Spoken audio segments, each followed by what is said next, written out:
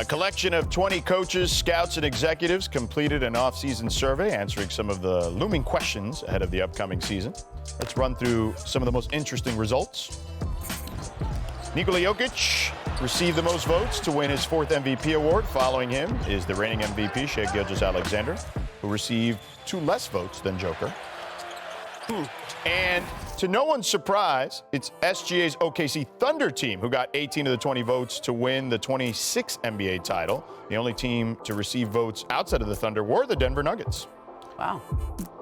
And this was an interesting one here. League insiders voted Steph Curry as the best American player right now. Anthony Edwards received 3 less votes than Steph. No LeBron? What are we doing here? One player who did not receive any votes, Ramona, for Best American Player was LeBron James. Okay. However, the scouts, coaches, and execs were asked where he would be in a year, with the majority saying he would still be on the Lakers or retired from the league entirely. But before we even get to what the future has in store for LeBron, let's take a look at the roster he'll have for year 23. Bobby, take it away. Well, one thing we do know that LeBron will be on the Lakers roster at the start of this season, of course. And I do think what they've done this offseason, when you're looking at the addition of DeAndre Ayton and certainly Marcus Smart and Jake LaRavia, they're in the conversation when we're talking about some of these top teams in the Western Conference. But here are some of the questions we're going into the season. Year 23 of LeBron. That is remarkable. The last time we saw him was that Game 5, limping off the court with that knee injury against Minnesota here. We talked about the newcomers integrating Marcus Smart, DeAndre Ayton, and Jake LaRavia. The loss of Dorian Finney-Smith. Is there enough perimeter defense? And here's the big thing. Balancing the 2 timelines. Oof. You are a win-now team, but then you also have an eye out in 2026 and 27 when you have potential of $100 million of cap flexibility with Luka on that roster to build around him now. That's going to be the most challenging thing this year is the 2 timeline approach, win now versus the future. That's always tough. I feel like every time somebody's trying to go through these 2 timelines, it's a very delicate dance, to your point. Now, Shams, let me ask you this. LeBron in the last year of a contract at the moment, what determines his future?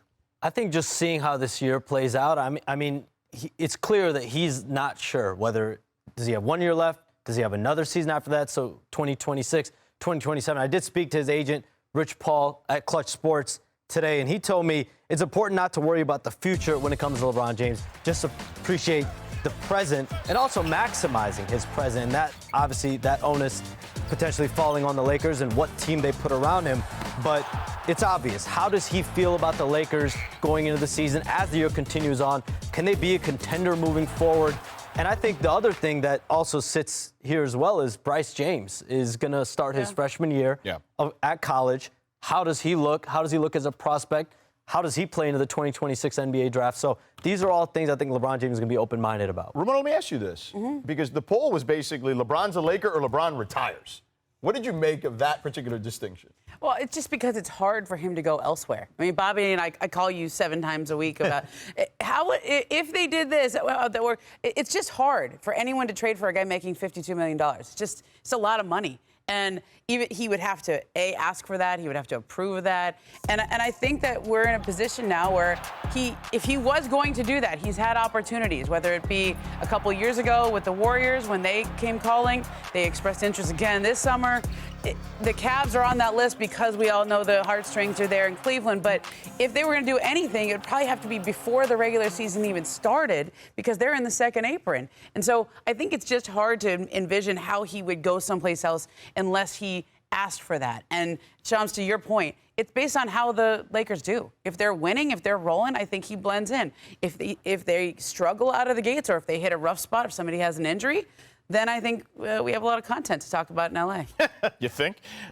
Well, I think the big question is where we are in January with this Lakers team. In a really deep Western Conference, that what happens if you're a 500 team and you're competing just to get into the play-in? Does that change as far as LeBron's mentality of competing for a championship? Because all signs would signal that you probably are not competing for a championship. And Ramona hit on a point there is, listen, once we get into the regular season, those teams that he potentially maybe had an eye on this offseason, whether it be Cleveland or Dallas, those teams don't become in play because of where they are financially. Look, I mean, the Joker is inevitable. He's like Thanos to me, okay? But were you surprised at how lopsided this was? Well, I was surprised because then there's another question on there as far as who the MVP is, and Shea got 5 votes, and I think Jokic got 7. Right. So I'm thinking, like, well, wait a minute, how come Shea didn't make it onto this year? Yeah. I am surprised with that. Certainly the disparity, not that Jokic is number 1, but that nobody else outside of Giannis would like it. outside of Luka was even on there. I covered that series with Denver and the Oklahoma City Thunder, and it was a clash of the 2 MVP favorites, right? And Nikola Jokic asserted himself in that series to the point where when you saw them side by side, you saw how important Jokic was to his team, how much he was able to do, how he controlled the game, even on both sides of the ball. It's hard to argue that he's not the best player, and I think even the Thunder would tell you that was the toughest series that they had to get through. If not for Aaron Gordon having an injury in that last game, I don't know what would have happened there. But I am surprised. Giannis should get some votes in that vote. Shea should get some votes, but Jokic is inevitable, as you said. He is that good. Thanos. Shams, what do you think? I think Shea Gilgeous-Alexander, how do you not give him more love? The year that he just had, MVP, Western Conference Finals MVP, NBA Finals MVP. His own shoe, NBA 2K. I mean, there's a lot of things you can put in there to say why he might be the best player right now in the world. The disparity to me is what catches me off guard. Now, let me ask you this. I'm with you guys. Like, I can make a case for a lot of those guys that you put in there. I just think that the Joker is at the peak of his powers right now. And I think guys around the league, coaches, players, who have to deal with him on a day in and day out basis, it's not that they're throwing shade at these other guys. They just know how tough this dude is to beat in a given moment. I mean, think about it. In that series, I was there for 2 of those games. And it could have gone either way in that series. And then Aaron Gordon gets hurt, and we know what happened in Game 7. But they were on the brink of upsetting the OKC Thunder. Well, and it's amazing because it shows you the thin margin where a Thunder team that was faced with a Game 7 at home. Imagine if you lose that game. We're probably not talking about them right now. Off-season. It changes the landscape here, but Oklahoma City wins, and now we're talking about Shea and what the next step is with that group. But I actually think that will help the Thunder now because they've gone through the 16 and they've won. So now that was the year to get them. If you couldn't get them last year, now I think they're going to be more dominant moving forward. Now, Shams, we have something here on the All-Star format. What do you got? So the USA versus World will be happening. It's 3 teams. It's a round-robin tournament, 2 U.S. teams, 1 world team. And essentially how this is going to go, I'm told, here are the details. 4 total games, 12 minutes per game, so a total of 48 minutes of action. So it's essentially 1 full game, NBA game regulation. So these 3 teams will face off against each other in 4 total games, 48 total games here in the 2026 All-Star Game, from my understanding. All right, hopefully we get them to play hard, okay? That's all I want. Just go out there and look, we know the international team is going to play hard, so that means the USA team is going to have to buckle in and get ready.